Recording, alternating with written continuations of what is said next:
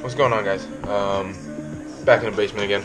I'm gonna do a quick video today. I think the topic is gonna be what a lot of people have like a little misconception about. The stock motor out of my car. It did not blow up. Sorry for whoever thinks that it blew up. That's not why I built a motor. I'll walk you through that. I got pretty much the whole stock block sitting here on the table next to me, and I will show you that there's no holes in it like a lot of you other guys. I have the bearings somewhere. I can pull those out of somewhere. Those had some wear on them. They were beat. The car, they were beat. Just put that like that. So yeah, sitting in the basement here. There's a door behind me because we're working on this door. Trying to repaint it so I can put it back on the room. We got the basement pretty cleaned up. You can't see from here, but pretty cleaned up, which was pretty. I didn't do any of it actually. Amy did it all, but I'll be happy with it. And then I don't know if you guys follow me on Instagram. I posted the other day. I was just trolling, but I got a turbo from our buddy, and it's sitting right there. I just threw it in the engine bay of my car. It's not for me. That is not the turbo I'm getting. Like in my last video, I told you guys I'm going with FP Blue. We're going to see how that goes. So, let's dive into it, I guess. Alright, so, what we got right here, here's the stock block. Obviously, there's nothing in it. I pulled everything out. Like I said, the bearings are out of it. There's no holes anywhere. It's dirty. There was an oil leak prior to pulling it. So I'll show you guys inside the cylinders. I don't know if you're gonna be able to see it or not, but in there, no real ridges or anything. I think you guys have probably seen the pistons before. None of them have holes in them. They got a bunch of sawdust on them right now, but there is wear on them. But like I said, none of them have holes in them. I pulled these completely apart as well. I could probably push the wrist pins out of it right now.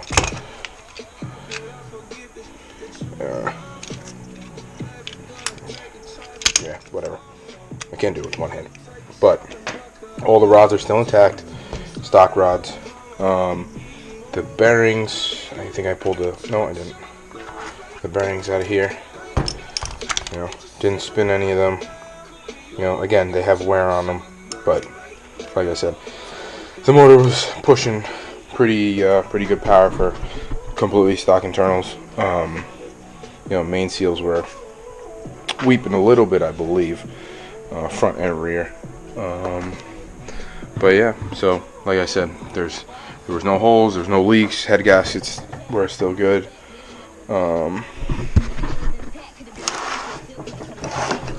If you guys can see here, this is where you can see like the most wear, and you can't feel it obviously, but there is some really defined wear there. And I got the crank down here.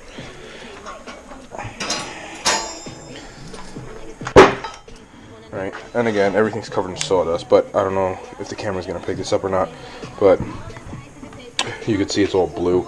And this is what I said before. It's blue because obviously there's a bunch of heat in there. And if you look at any of the bearing surfaces, if I wipe them down, right, there's really no major scoring on any of them. Obviously the oil galley holes.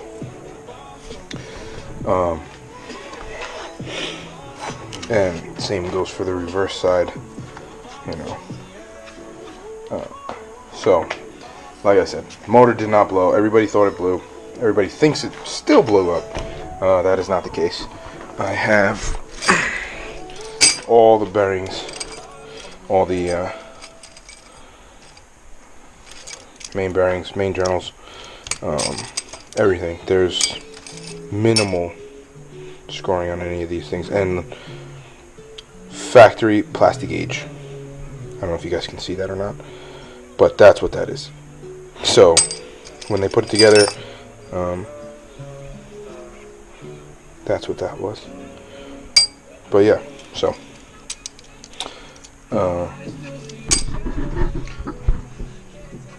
it didn't blow up. So a little bit of the story behind that is that, let's see that down here, is that the motor was completely stock. Essentially, it was FBO, full bolt on, and it made 400. I was at 400 wheel for over a year, and it was fun. I loved it. I had the Killer Bee dual external wastegate headers. I had flex fuel, everything short of an upgraded turbo, and the works, the full built short block. It made 400. I was at that for a year. And I got kind of bored. As always, Bren at Bren Tuning, always a great dude to talk to. We were speaking, and I said, okay, listen, I think I'm going to do it. So the bigger issue was, who was I going to go with for motor, IAG or Rally Spec? The only reason I got the Rally Spec is because I could get it faster. That was it. There was no other reason for it. IAG makes a great product. Obviously, they have a bunch of cars out there with sick numbers. I'm not a number chaser. Far and foremost, not a number chaser. I don't give a shit. And like, the goal for this car is not to be 1,000 horsepower. If I wanted to be 1,000 horsepower, I would have went IAG stage 4 closed deck, sleeved. But I didn't want to do that. I don't care. I want to track the car, and I want to be able to drive it on the street still. So once you start getting into these crazy builds, it's not even fun to drive, and that's not what I want.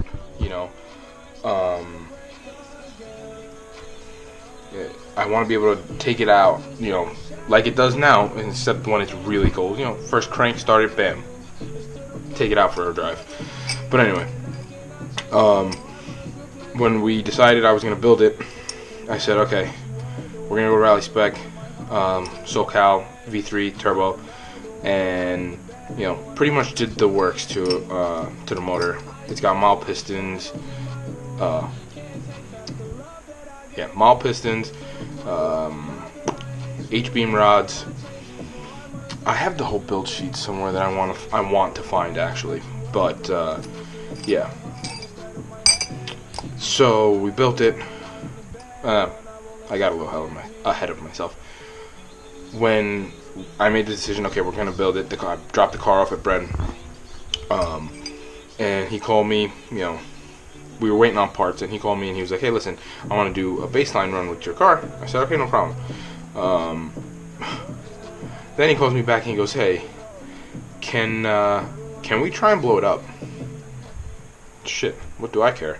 They always great guys to work with. They said, anything that you weren't going to do that fails, we'll take care of it. Okay, no problem. So that was probably 11 o'clock in the afternoon, in the morning. The same day, about 4 o'clock, they called me and they were like, dude, I was like, oh, the only thing I wanted out of it was when it blew up, record it. I wanted to see the video. And he calls me and he's like, yo, you're never gonna guess what happened. I said, okay, I want to see the video. How bad was it? He said, no, it stayed together. I said, holy shit. What'd it make? Then he's like, hold on, I'm gonna send you a video. Sends me a video, and the car made 453 wheel, and it was like, holy shit, I wasn't physically there, but I have the video. The video's been all over Instagram, but I'll probably try to insert it in this clip. So that was all the hype for a little while. Got the built short block in it. Bought a couple of other pieces, the Killer Bee AOS, which is beautiful. If you haven't seen that, beehive looking thing and sitting right in the top of the engine bay. I'll try to put a picture in here also. But did that, bigger intake. I think there's a Cobb SF intake.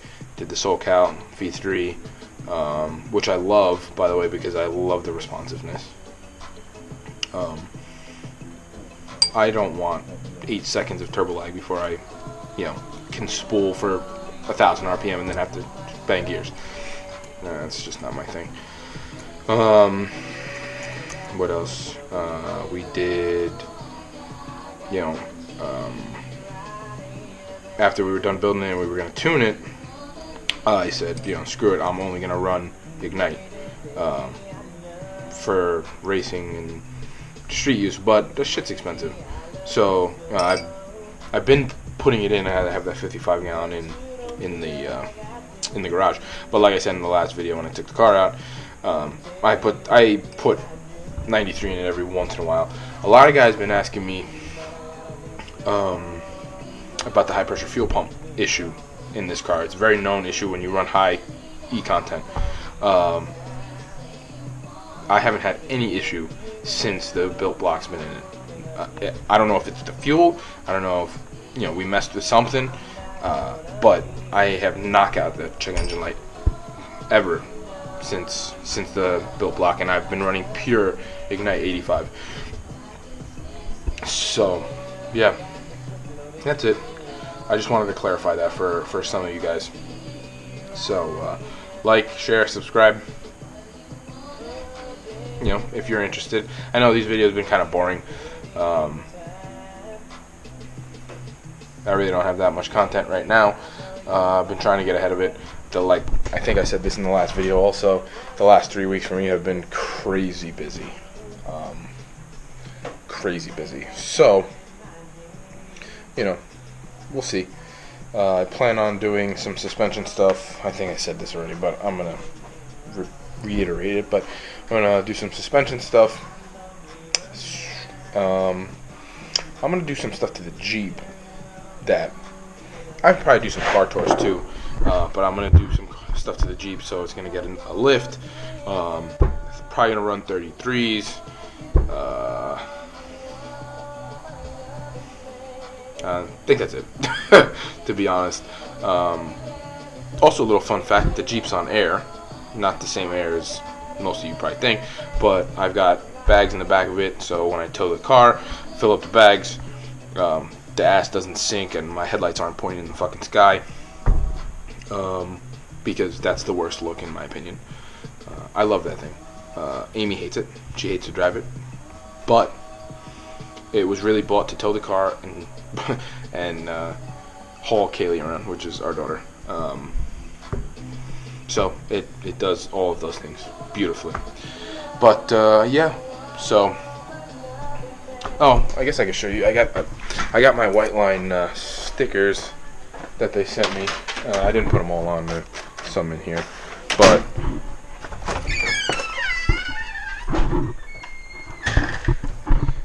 I put one on the back window here. I put one on the trunk. I don't care that much about putting stickers in the car. Oh, look, I left all the shit here. I don't know if you can even see this. I peeled off all the Toys for Tots stuff. Put one up front right under Bren. Got the little logos, and then some White Line stuff on the mirrors. So, and then obviously what I had in here already. Just the side there. So, like I said, like, share, subscribe, plug E85 Ignite, best shit ever. Yeah, so take it easy, guys.